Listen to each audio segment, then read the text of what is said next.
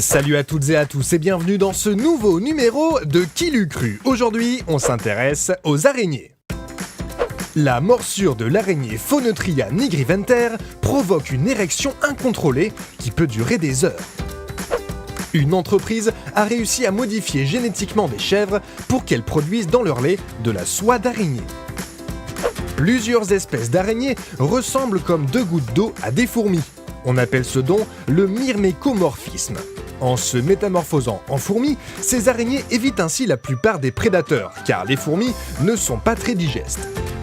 La mygale Goliath est la plus grosse araignée du monde. Elle peut mesurer jusqu'à 30 cm d'envergure et peser 170 grammes. Les scientifiques ont eu l'idée étrange de faire consommer à des araignées différentes drogues et substances, comme de l'héroïne, de la marijuana, du LSD ou encore de la caféine. Et figurez-vous qu'en fonction des drogues consommées, les arachnides ont tissé des toiles aux formes bien particulières. Il y a des araignées sur tous les continents, sauf en Antarctique.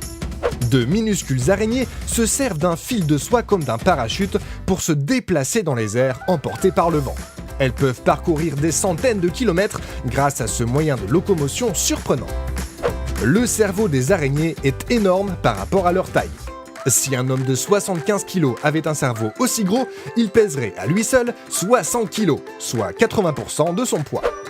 Voilà, Qui l'eût cru, c'est terminé pour aujourd'hui. On se retrouve très vite pour un prochain numéro. Et d'ici là, restez curieux.